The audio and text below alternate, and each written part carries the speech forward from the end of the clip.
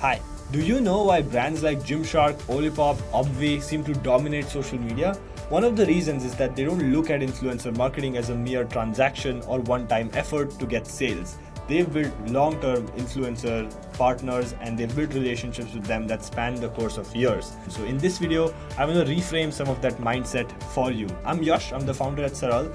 We've worked with hundreds of brands and helped them go from one-off influencer collabs to more of an ongoing effort. I'm going to show you what most brands get wrong about influencer partnerships, and then after that I'm going to tell you how to actually build those lasting partnerships that help you also dominate social media. So let's begin.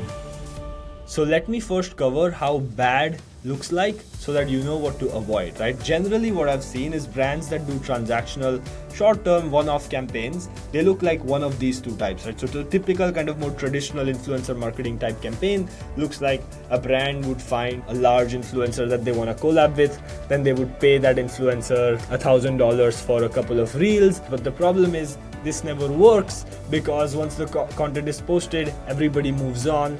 The influencer's audience also does not see that this is like an actual authentic collaboration. It's clear, it says sponsored on Instagram. It's a waste, right? So a brand just flushes $1,000 down the drain. Let's stop doing that. Now, what's second form of doing a bad short-term influencer marketing collab? That is hiring from marketplaces. So if you're posting a job for an influencer to come and work with you and like make some content because they win some sort of free prize or they win like $200 to publish a reel about you, that's probably bad and it's not gonna work beyond a certain point. Like, yes, you'll get some reels and yes, you will see some incrementality from there, but it's not a long-term way to build trust. As a brand, you want to build trust with your customer. We've actually made an ebook about this where we talk about how UGC, as we like to call it, AGC, actor generated content off of these platforms, is not the most authentic, and how you can change your brand strategy around and get more authentic content from influencers. So if you want that, I'll put this somewhere here and then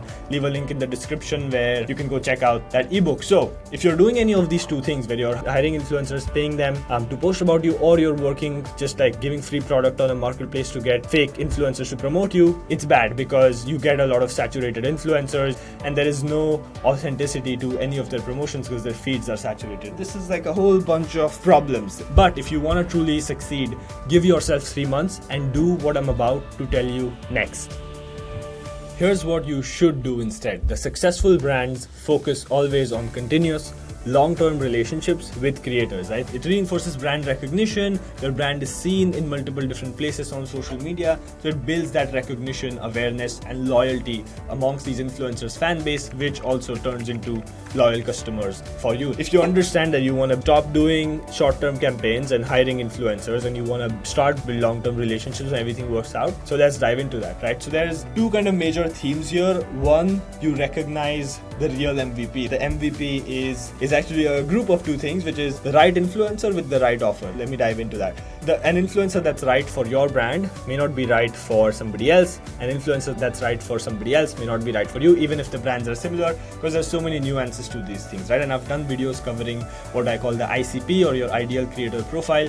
Make sure you watch those. We'll leave a link somewhere on the I button or in the description. And then, so you need to find your right influencer and you combine that with a right creator offer. But step one is you need to understand who your right ideal creator persona is and make a compelling creator offer for them into 3 main parts. An incentive for the creator, which can be something like a commission or a payment, a discount for their fans, which is the second component, and some special perks that you can offer them. When you put these together, you set in stone the foundation of your long-term influencer program. Now, once you have your fundamentally, like conceptually, you have your creator offer, you have your ideal creator, you put them together, you start working with them. What now? The buck doesn't stop there, right? You need to go the extra mile when you want to stand out with creators. You want to build strong relationships and you want to truly treating your influencers as brand ambassadors. The way you do that is you treat them like you would treat any other friend who's truly supportive of you, right? You send them free products, you treat them truly as partners, give them an extra commission, give them some sort of a bonus, invite them to your factory, invite them to event, do a webinar with them, do a giveaway for their audience. There's so many different perks and small little things. You add a note to their order, right? Things that don't even have to cost that much, but go a long way in telling the influencer that, hey, we really care about you as a brand. We care about what you think about us, we care about your feedback, we care about working with you, we care about this relationship, and we want to maintain it. So if you do that, you truly build strong relationships. Now, we've also done an ebook on this, which is called How to Win Creators and Influence People. If you need a link to that, it'll be in the description. Also, I want to dive into the commission bit. I've done another video on commissions, but you incentivize them with higher and higher commissions at every stage. So reward them with a performance-based commission tier. So if somebody is driving tens of thousands of dollars in sales for you, give them extra commission so they feel that they're truly partners in this with you. Now, finally, once you do that, you need to be able to measure long-term impact. One of the things that the short-term or the hiring from marketplace methods tend to false signal that they're good at is measurement, right? So they'll say, hey, it's easier to track, right? You paid somebody $1,000, they generated attributed sales in, let's say, $500, you lost $500 on that deal, right? Like, it's easy to track that, but it's hard to track when you send somebody a free product. What's the ROI on doing an Instagram live with the creator? What was the ROI on the giveaway? It's hard to track these things, and you need to be a little bit okay with that, because long term, what you care about is your revenue growing month on month, let's say 3 months after you start this process. If yes, then you shouldn't care exactly about which particular influencer is driving what, because there's different ways to look at it, because the consumer journey is no longer linear.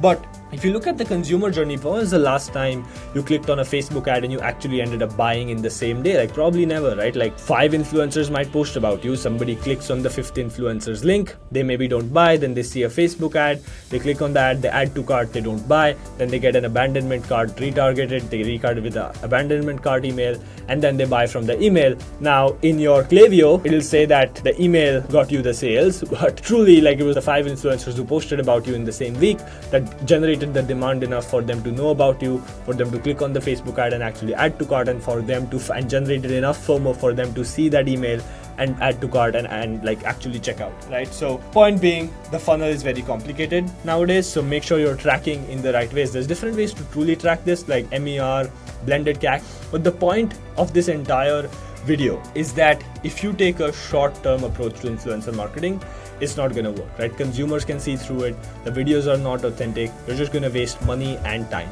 right? So if you truly want to commit yourself to influencer marketing, do it in the true, honest, long-term, collaborating, holistic way that actually truly works.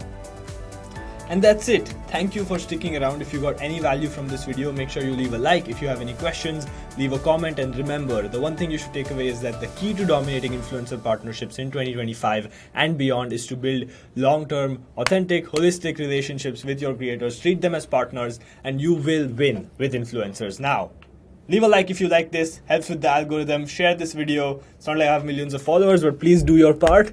And check out getsaral.com if you need help with streamlining any of your influencer efforts. I will see you in the next one. Ciao.